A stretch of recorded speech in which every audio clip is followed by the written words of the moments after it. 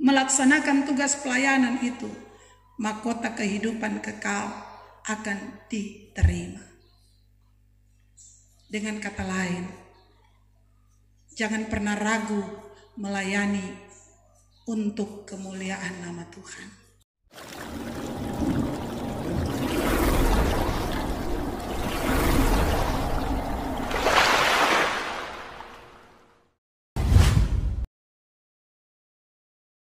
Shalom. Damai di hati. Betul-betul ada damai di hati. Ada damai di hati. Jangan kaget masih ada tuh dah ingat-ingat tuh di rumah tuh. Da cabu nistrika kanyanda Da semati ni konkor kanyanda Diri dengan pikiran ada, diri ada di sini, mar pikiran ada di sono. Hari ini kita mengucap syukur Bapak Ibu Saudara-saudara karena luar biasa Tuhan baik kan. Masih tahun baru, mar ternyata semua habis bulan kedua. Cuma sampai tanggal 28, berapa lama dia berputar ini. Hari ini Minggu, besok Senin, minggu depan setanggal 2 Maret. Kita boleh menikmati kebaikan Tuhan yang luar biasa yang Dia berikan kepada kita.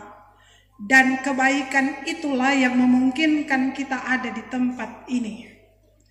Kebaikan dan kemurahan itulah yang bikin orang masih boleh menikmati kesehatan, kekuatan yang memungkinkan orang memenuhi orang kebutuhan hidup hari lepas hari. Biar mungkin tuh mama-mama kurang sorong sana sorong sini kan mau atur tuh keuangan, mar tetap karena Tuhan baik orang mampu untuk memenuhi kebutuhan hidup setiap hari. Tetapi juga saudara-saudara dari sini orang berefleksi bahwa betapa kita butuh tuntunan Tuhan dalam hidup. Betapa orang perlu pedoman-pedoman Tuhan dalam kehidupan ini. Termasuk di dalamnya firman Tuhan yang akan menguatkan kita, meneguhkan kita untuk tetap semangat menjalani kehidupan. Tak kalah orang hidup tidak lepas dari pergumulan, tidak lepas dari tantangan kan. Apalagi tanggung jawab sebagai pelayan Tuhan. Pelayan Tuhan bukan cuma tuh yang ada duduk di muka. Semua orang sidi-sidi jemaat adalah pelayan. Mama dan papa pelayan di rumah untuk anak-anak. Oma dan opa pelayan Tuhan untuk anak dan cucu. Dan sebagai pelayan-pelayan Tuhan, termasuk di dalamnya pelayan jemaat, badan pekerja, pelsus, seluruh perangkat pelayan, kita punya tanggung jawab yang harus dilaksanakan sebagai tanda makasih Tuhan karena Tuhan baik orang rasa sampai hari ini. Nah, hari ini kita diingatkan lagi tanggung jawab sebagai pelayan. Mengacu dari bacaan kita dalam 2 Timotius 4 ayat 1 hingga ayat yang ke-8. Saudara-saudara yang diberkati Tuhan, bagian ini berisi tentang bagaimana Paulus menasehati Timotius untuk memenuhi panggilan pelayanan yang telah Allah percayakan kepadanya. Kalau orang perhatikan ayat 1 dan ayat yang ke-5. Nah, adapun panggilan pelayanan yang ditekankan oleh Paulus kepada Timotius, pertama, panggilan dalam memberitakan firman Tuhan. Paulus menegaskan bahwa memberitakan firman Tuhan itu harus dilakukan dalam segala situasi, kapanpun waktunya dan bagaimanapun keadaannya. Pemberitaan firman harus dilakukan. Timotius diingatkan untuk selalu memberitakan firman, menegur dan menasehati jemaat berdasarkan firman dan kasih. Jadi berdasarkan firman dan kasih. Kalau mau nasihat jemaat, biar pakai firman, kalau nyanda ada kasih, nyanda ada artinya. Yang kedua, panggilan dalam pelayanan Kristen. Paulus kasih ingat Pak Timotius agar selalu menguasai diri dan sabar menderita ketika dia melakukan pelayanan. Karena Paulus solewati kamari, ternyata melayani itu nyanda gampang. Tetap akan berhadapan dengan tantangan dan pergumulan, akan menghadapi penderitaan. Makanya Paulus kasih ingat Pak Timotius yang adalah anak bimbingnya. Kalau boleh mau kasih gambaran antara pendeta Mika dengan pendeta Clara. Pendeta Mika menasehati pendeta Clara dan juga pendeta-pendeta jemaat lainnya untuk sabar. Begitu tuh Paulus dan Timotius. Sabar melakukan pelayanan, kuasai diri. Karena pelayanan tanpa penguasaan diri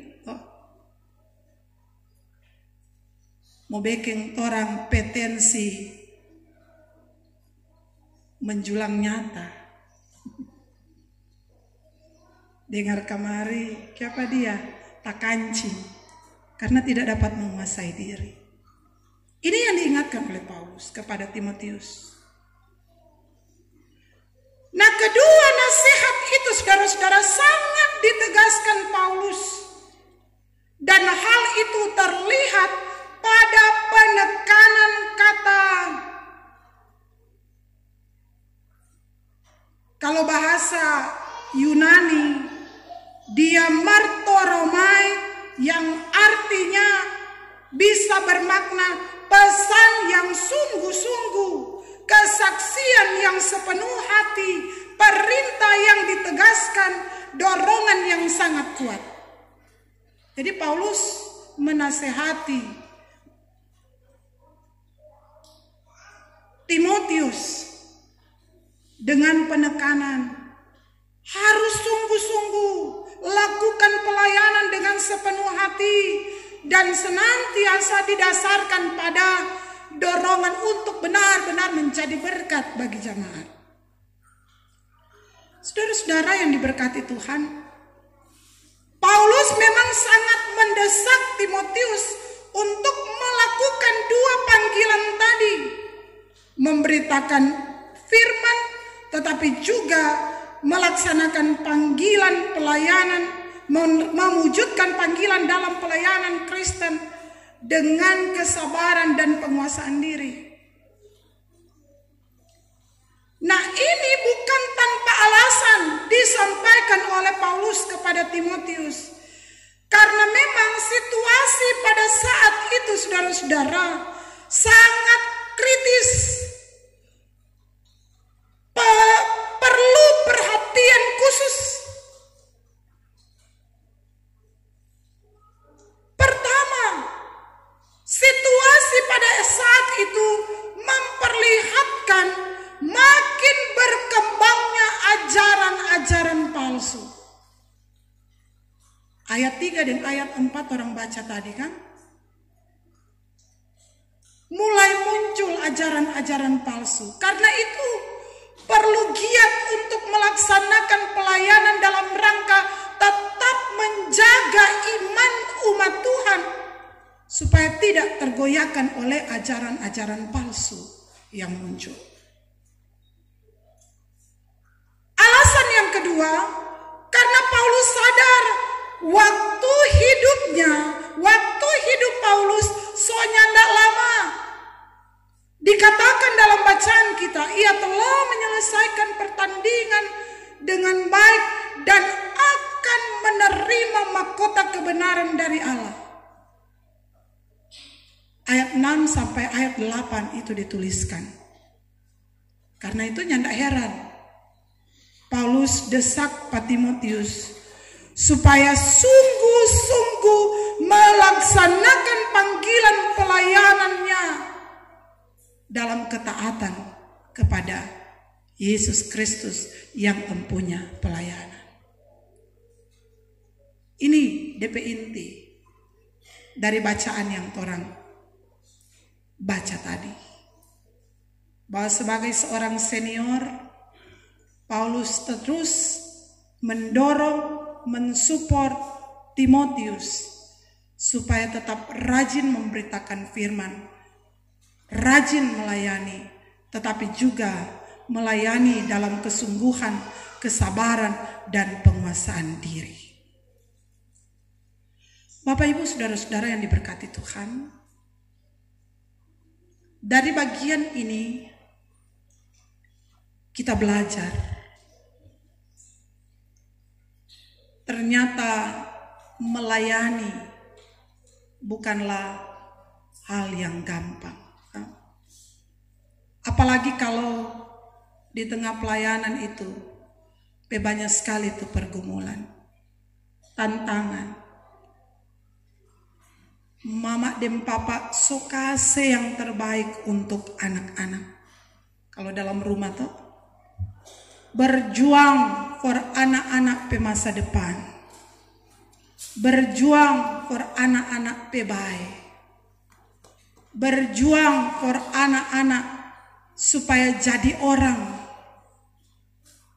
Tetapi bukan tidak mungkin di perjuangan itu akan ada tantangan dan pergumulan. Kalau masih di bawah 14-15 tahun ke bawah, masih sedap mau tegur, kasih ingat, kasih nasihat. Tuh roh ketakutan pak anak-anak di usia itu masih besar. Tetapi ketika dia beranjak dewasa 16, 17, 18 tahun ke atas, iyo kok mama, kita so tahu. Iyo kok papa, kita lebih tahu. Itu berhubungan dengan nasihat. Belum lagi kalau orang bergumul, so jam 10 malam, so jam 11 malam, orang pe anak laki-laki dan perempuan belum masuk rumah. Biar mama dan papa masuk kamar belum tentu tak tidur. Karena pikir-pikir tuh anak masih di luar rumah. Paling tuh jantung berdebar cepat. Apalagi kalau badengar. Sobat kuku. Siapa ngana?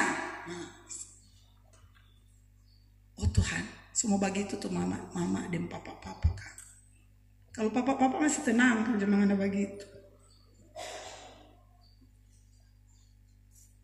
Paling mama dan papa bilang Suparnale. Pergumulan. Belum lagi ketika orang harus bergumul untuk kiranya kelar kuliah, kelar sekolah, dorang dapat kerja supaya sabantar dorang jadi orang. Banyak nasihat orang kasih. Anak-anak sekarang nih mau tuh banyak-banyak nasihat. Karena berpikir so sekolah tinggi-tinggi dorang so lebih tahu. Jangan kasih yang polok. Kalau orang tua masih kasih nasihat berarti orang masih sayang. Maka kalau orang tua sudah kasih nasihat, pertanyaan, ada perhatian dari orang tua atau sunyanda? Baku dapat dan anak-anak yang dengar-dengaran, syukur. Maka kalau baku dapat dan anak-anak, orang tonsea bagian sana bilang, kete udu. Tahu tuh kete udu? Karas kepala.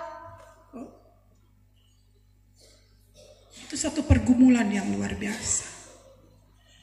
Tetapi apakah ketika kita orang tua menghadapi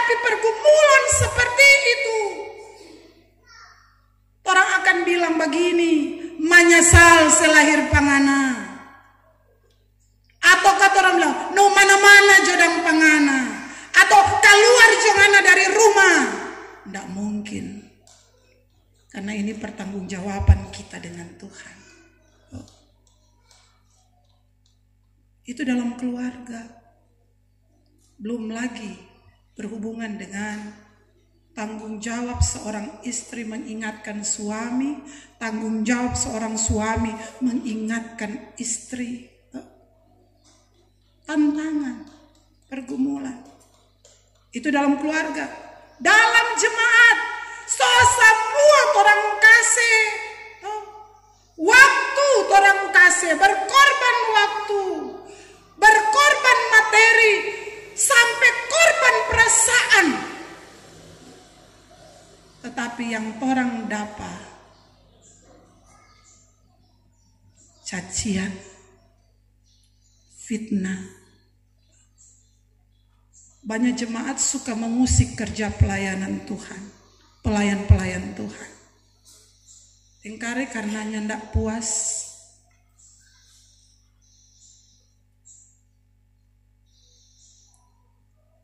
Atas pelayanan hamba-hamba Tuhan.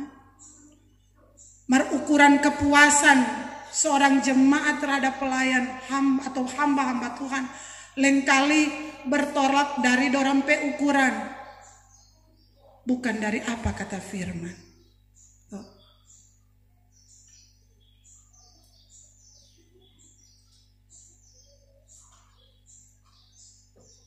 Belum lagi ketika selalu diingatkan bahwa kita harus selalu mengucap syukur, dan wujud syukur itu mari rajin-rajin datang ibadah, mari rajin-rajin bersekutu.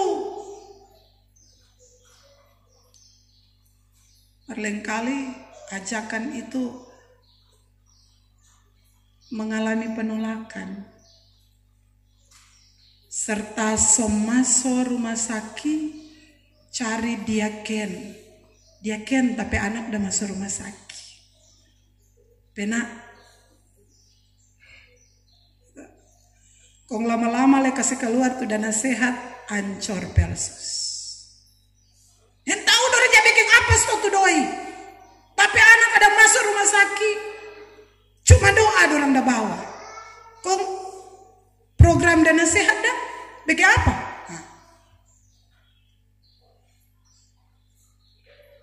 Bukannya nak mau kasih. Mungkin kata waktu kan.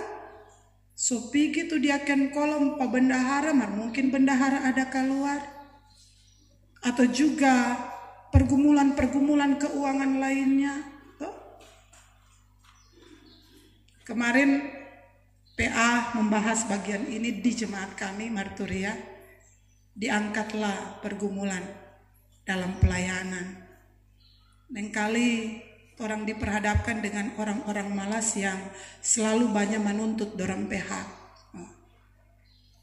Tidak apa-apa kata, namanya gereja, pelayanan orang mesti layani. Tetapi tanggung jawab kita sebagai pelayan mengingatkan kewajiban kita, kewajiban mereka. Bahwa ini kok pelayanan kalau mau pakai ungkapan kan dari torang untuk torang. Jangan cuma mana. Tanggung jawab torang lewat persembahan syukur kita. Karena itu persembahan itu yang akan dikembalikan kepada kita.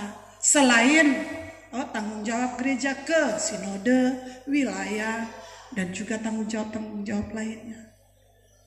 Ngana pemalas pi ibadah, ndak pernah kasih persembahan, ngana malas kasih persembahan lewat sampul syukur.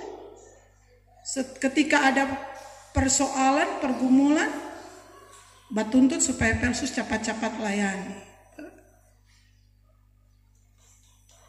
Tetapi ketika ada pergumulan seperti itu, ada jemaat yang tidak sepenuh hati menerima kehadiran hamba-hambanya yang diutus oleh Tuhan di tengah-tengah persekutuan jemaat. Apakah kita pelayan harus mundur? Apa kata orang mau bilang? Ona padang tustola ngana jatuh ganti. Semua mundur orang.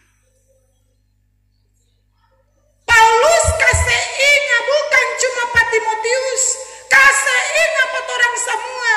Mari kuasai diri, sabar melayani. Biar baru om sabar dan mati dengan sabar, mar tetap sabar melayani. Sabar.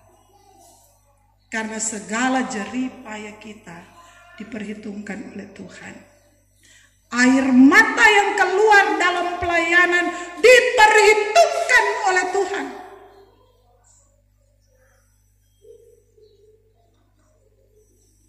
Melayani sungguh-sungguh bagi pelayan-pelayan. Semua perangkat pelayan, bukan cuma Pelsus. Karena semua kita diberi urapan masing-masing. Mau UPK, mau kostor, mau pegawai, mau panitia, komisi kerja, orang bertanggung jawab di hadapan Tuhan sama. Karena orang ada mengaku, ya saya mengaku bersedia dan berjanji dengan sepenuh, bukan setengah sepenuh hati.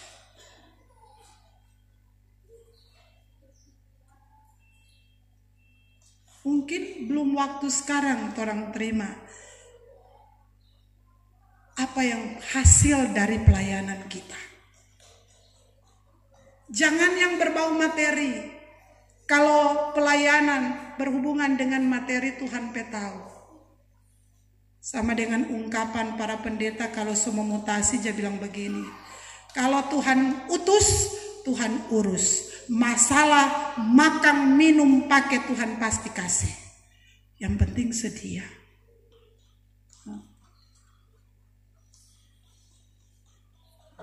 Tuhan akan selalu menyediakan kebutuhan hamba-hambanya. Tuhan akan memberi kekuatan.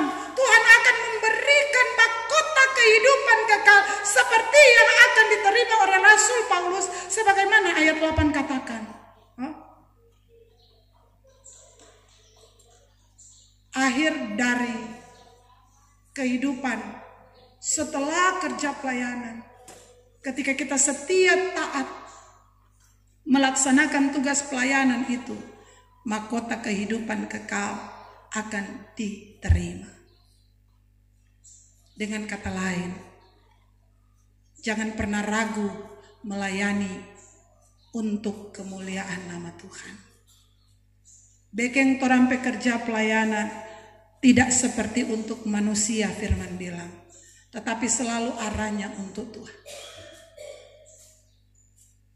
Jadi kalau orang dalam pelayanan menderita, kalau orang pelayanan banyak air mata yang terarahnya untuk kemuliaan nama Tuhan, pasti Tuhan akan kembalikan berlipat kali ganda.